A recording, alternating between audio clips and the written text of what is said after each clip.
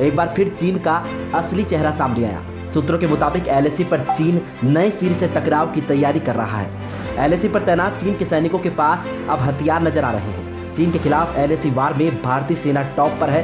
ये बात पीएलए को पच नहीं रही। शी जिनपिंग की सेना भारत की सैन्य और कूटनीतिक चक्रव्यूह में ऐसे उलझ चुकी है कि उसे समझ नहीं आ रहा कि करे तो क्या करे। यही वजह है कि चीन एक तरफ बातचीत की बात करता है और दूसरी ओर एलएसी पर अपने सैनिकों की संख्या बढ़ा रहा है। सूत्रों से मिली जानकारी के मुताबिक चीन एलएसी पर टकराव की नए सिरे से तैयारी कर रहा है। चीन ने एलएसी पर तैनात अपने सैनिकों को अब आधुनिक हथियार दे दिए हैं। चीन के एयर डिफेंस ने नए सिस्टम को एलएसी के करीब लाया है।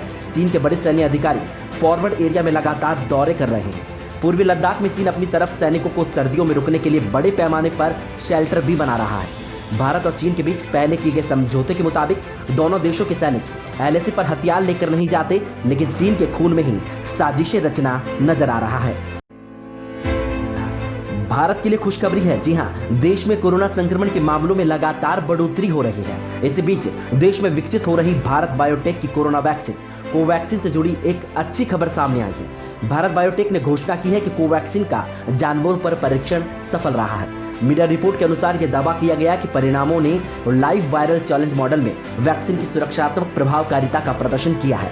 हैदराबाद स्थित फर्म ने ट्वीट किया कि भारत बायोटेक गर्व से कोवैक्सीन के पशु अध्ययन परिणामों की घोषणा करता है।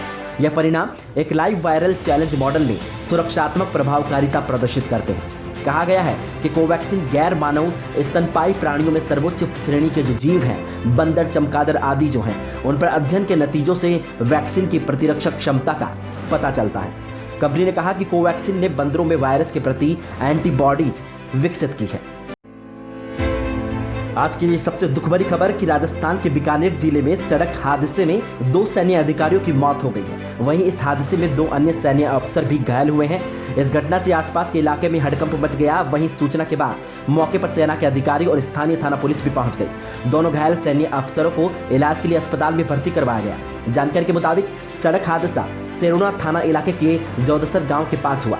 कहा जा रहा है कि सेना की सफारी गाड़ी पर कई अधिकारी सवार होकर कहीं जा रहे थे। इस दौरान जौदसर गांव के पास सफारी गाड़ी अनियंत्रित होकर पलट गई। इस सड़क हादसे में कर्नल मनीष और मेजर नीरज की मौके पर मौत हो गई। वहीं 2 अन्य सैन्य अफसर भी घायल हुए। घटना की जानकारी मिलते ही सेना के अधिकारी के साथ साथ पुलिस भी मौके पर पहुंची। दोनों घायलों को पीबीएम ट्रॉमा सेंटर में भर्ती करवाया गया।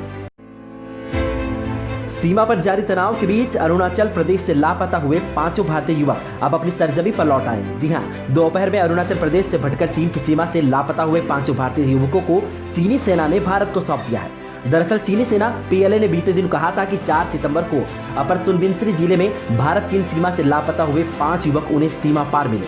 हालांकि भारतीय पक्ष में इसकी सूचना सबसे पहले कांग्रेस विधायक निनांग इरिंग ने दी थी और उन्होंने कथित तौर पर चीन द्वारा अगवा किए जाने की बात कही थी। तेजपुर में रक्षा के जनसंपर्क अधिकारी ने कहा कि भारतीय सेना ने सभी औपचारिकताओं को पूरा करने के बाद आज 5 भारतीय युवकों को रिसीव किया। अब कोरोना प्रोटोकॉल के अनुसार उन 5 भारतीय नागरिकों को 14 दिनों के क्वारंटाइन किया जाएगा और उसके बाद उनके परिवार के सदस्यों को सौंप दिया जाएगा। यह घटना तब सामने आई जब एक समूह के 2 सदस्य जंगल में शिकार के लिए गए और लौटने पर उन्होंने उक्त 5 युवकों के परिवार वालों को जानकारी दी कि युवकों को सेना के गश्ती क्षेत्र सेरा 7 से चीनी सैनिक ले गए। यह स्थान नाचो से 12 किलोमीटर उत्तर में स्थित है।